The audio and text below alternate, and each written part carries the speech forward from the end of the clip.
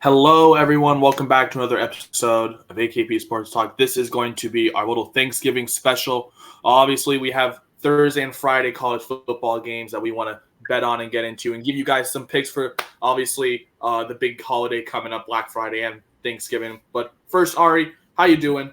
How you doing this morning? Like I said, Thursday, we got some big games going. You excited? Yeah, I mean, you can't beat, obviously Thanksgiving football. It's our Stouts are going to get a prime. I think it's the first ever, right?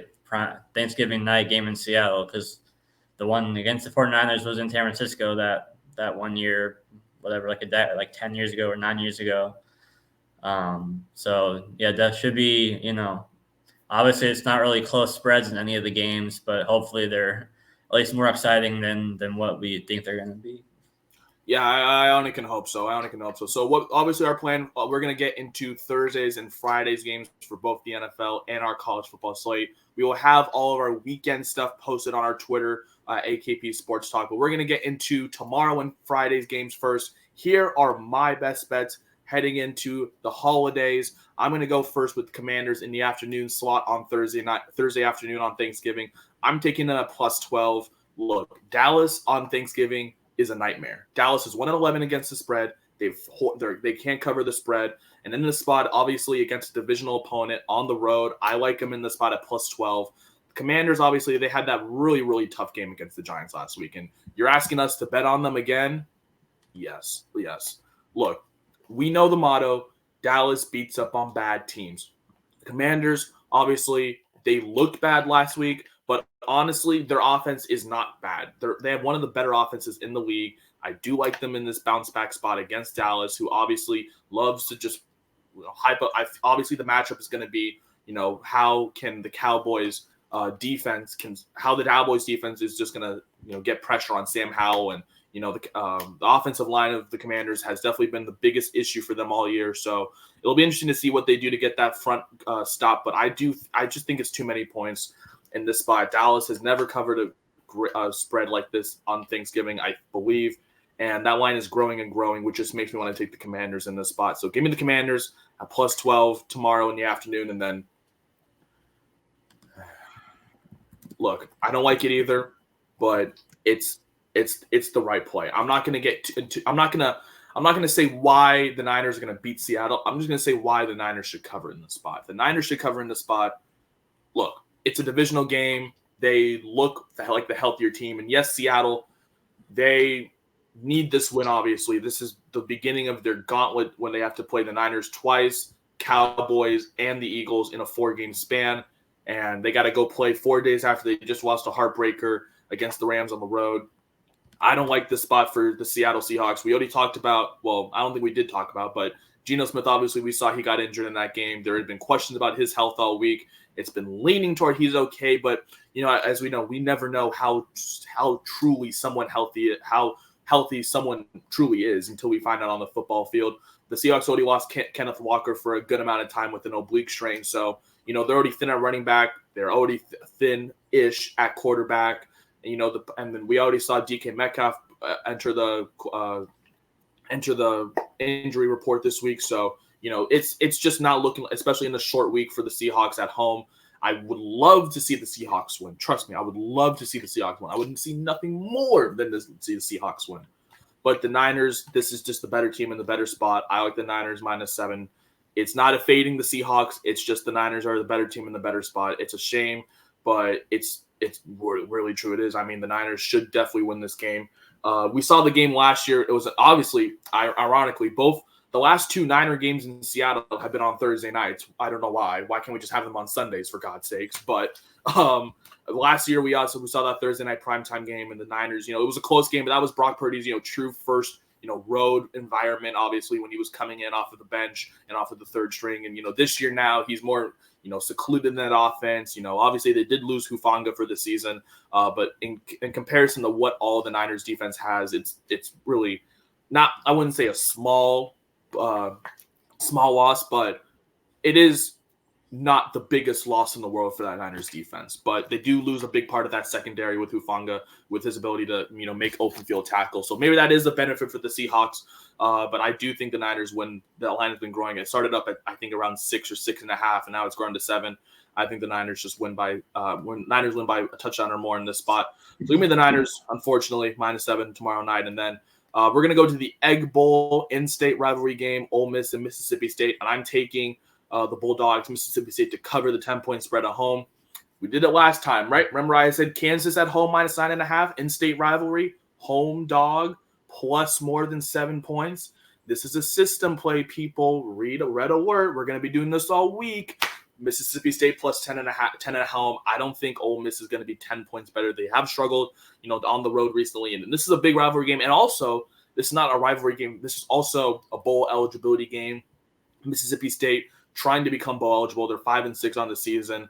And, in these kind of games where, it means more to one team than the other, they're going to come out with a certain energy. And it's obviously an in-state rivalry, so it's going to be a lot more personal. So I do like Mississippi State to cover the 10-point spread. I think that's just too many points. Give me Mississippi State to cover. I'm not going to take them on the money line because I don't think Mississippi State's going to win, but I do think 10 points is too many points. So give me Mississippi State to cover that spread. And then going to Friday's games, obviously Black Friday. I don't really like anything in that Dolphins and Jets game. We know the Dolphins are going to win. The Jets are starting Tim Boyle, for God's sakes. Iowa, Nebraska. And yes, I know you see that total at 26.5, and you're thinking, Kriya, is that a team total? No, that's the total game. That's the total game, people. And we're taking the under. These are two offenses that are abysmal in the Big Ten. These are two defenses that are great in the Big Ten. You see what I'm going here. Iowa, obviously, we know Iowa for having one of the most horrible powered Big Ten offenses of all time.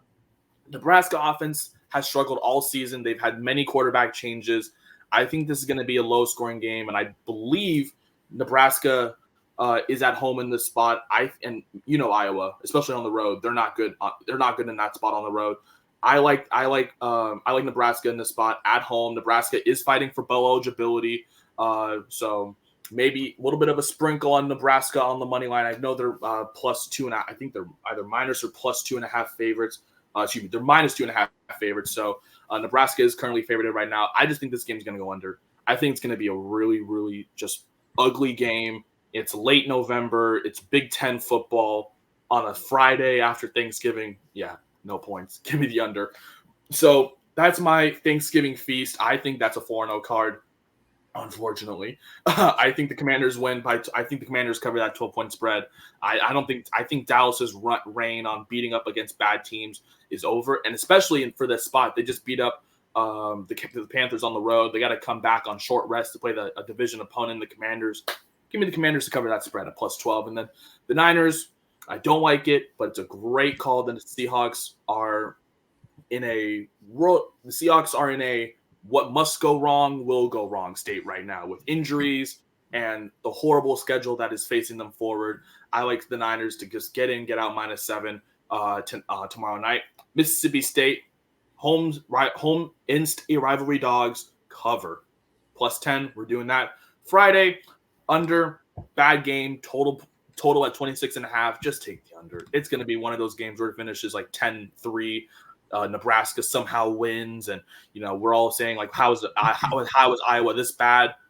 We see it every year. So give me those 4. I think that's a Thanksgiving feast, and I love it. Ari, what are you doing for this holiday? What are your best bets for Thanksgiving and then Black Friday / your birthday? Yeah, so I have 3 plays, 2 on Thursday, 1 on Friday. We'll start off with the 2 Thursday plays. Both first half, actually. Lions, I think that they win by 10 plus over the Packers, but I'm just taking them to start off strong in this one and lead by, I think, probably a touchdown at halftime at least. Obviously, facing the Packers, I think it's 7.5 is the spread right now for the full game. Obviously, I think I saw on Twitter it's the first time in like 30 years that Thanksgiving they're in first place in the division. So obviously the crowd's going to be hype. Crowd's going to be loud early. Packers coming off the win over the Chargers. Lions coming off the comeback win over the Bears late. Give me the Lions to cover the first half -4.5. And then in the night game, Seahawks 49ers. I'm not taking I'm more confident in them at least starting off strong at home. Obviously, you can't. Last year doesn't mean anything, and they got swept by the Niners. But at least in the playoff game, they had the lead at halftime before they got crushed in the third quarter in the playoff game last year. You mentioned the injuries. I mean, I'm assuming Metcalf is going to play. I'm assuming they're just being careful with him. I assume he'll be back at practice today on Wednesday. They're going to be without Kenneth Walker, but I think Charbonnet will be more than fine, stepping into the lead role. And then Geno, he didn't practice Monday. He practiced Tuesday, so that's a positive sign that he's trending in the right direction. I'm fairly certain he's going to play. Obviously, setbacks can happen, and nothing's a guarantee. But with this play, I'm assuming that both Geno and Metcalf are going to be fine and are going to play. I don't know what the score is going to be. Obviously, we're Seahawks fans, so we're rooting for them. Obviously, I'm just taking them here to keep it within at least a field goal in the first half and at least, be in the game heading into the second half. The Seahawks defense obviously is way better than what it was last year when the two teams met in those 3 games. And pretty much every area, the defensive line, linebacker, cornerback room, all the secondary. Obviously the Niners are the better team on paper, but the Seahawks are going to win one of these 2 games against the Niners. It's going to be the one in Seattle. So just give me that for them to keep it close in the first half here and keep it within 4 points in the first half. And then moving on to Friday, Civil War, Oregon State, Oregon. Arizona needs Oregon State to win for them to have a chance to go to the Pac-12 championship. Whether or not they actually win, I'm not taking them to win here. I'm taking them to cover the 2 touchdown spread here. Obviously, Oregon State doesn't have much to play for, bowl-wise after losing to Washington last week. But, obviously the rivalry game speaks for itself. You assume you're going to play as hard as you would, for any other game or even harder than you would for any other game, in a rivalry game. Oregon obviously is a huge rivalry. So I'm just taking Oregon State here to at least, use the run game with Martinez and, the pass game with DJ to at least keep it within 2 touchdowns. Oregon obviously has a lot to play for themselves, not just the rivalry, but at least a chance to go to the Pac-12 championship and keep their playoff hopes alive. But giving Oregon State to at least keep it within 2 scores here and cover this 14-point spread. Yeah, you mentioned tomorrow's games between the Lions and Seahawks. I mean, look, the Lions first against the Packers. I like them at -4.5 in the first half. Going back to your system, get out in the first half. I think the Lions open this up to a big first half lead. You mentioned the Lions. This is such a big game for them, not just, in terms of the standings, but emotionally. This is the first time the Lions have been in first place and heading into Thanksgiving in the NFC North Division in a very long time. All things are going right for this Lions team right now. And, they pretty much are starting to open up the gap in that NFC North Division in terms of gaining lead. And so I think, in this spot against the Packers at home, we always see Detroit. We always talk about how the Lions on Thanksgiving is going to be a laughingstock, but I'm actually excited to see how the Lions look tomorrow, in this spot against the Packers, and we saw how Jordan Love did against, a really a not so great secondary in the Chargers. He racked up over 300 passing yards. I don't think he does that against the Lions. So I do like the Lions first half. You mentioned the Seahawks as well throughout the first half, and I think all 3 games last year, or 2 out of 3, the Seahawks did cover. In fact, you mentioned the playoff game where they did have the lead down in San Fran last year, but you mentioned the third quarter is where the Niners just kind of take over, and so I like that +4.5 for the Seahawks on the first half. Get out. Hopefully the Seahawks keeping competitive. And you mentioned the Seahawks defense did have a huge step up from last year to this year, obviously, in terms of the secondary and defending the run now that we have Leonard Williams along in the front. So I do like the Seahawks to cover the +4.5 spread. I'm hoping the Niners -7 is an emotional hedge tomorrow, so the Seahawks do win. But, like I said, a man can dream. And then obviously going into Friday's game, Oregon State, big game, big rivalry game against the University of Oregon.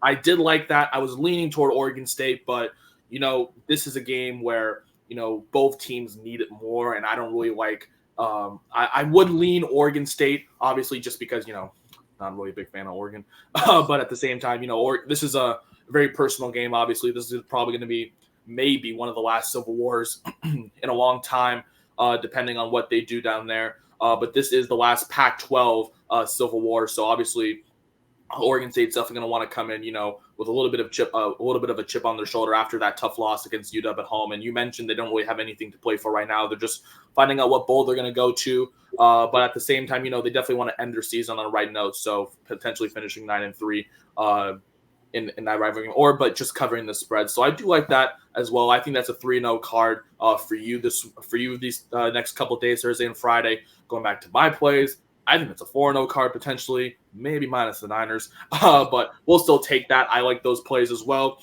I think those are some solid plays. Like I said, you can find all of these posted on our Twitter down below, AKP Sports Talk. You will find these plays posted tomorrow and Friday. And then obviously as we get more into the weekend, we will be having our weekend games posted for the big games. Obviously we have the game, Michigan, Ohio State on Saturday. We have some games for all of college football Saturday, including the Apple Cup. And then heading into Sunday, obviously a full game of NFL slate, some big games on Sunday as well, including a big Sunday night game. But obviously that's going to do it for us today. We wish you guys a happy Thanksgiving. Hope you guys win some money with us. That's Ari. I'm Curry. We'll see you guys, like I said, on Monday. We'll be doing a full recap of all of our plays from all the way from today, Wednesday, all the way through Sunday. So it's going to be a big recap on Monday, just kind of recapping how we did and, how we did over Thanksgiving and if we made some Thanksgiving money. But that's going to do it for us. That's Ari. I'm Korea. We hope you guys have a wonderful Thanksgiving and happy holiday. We will see you guys on Monday.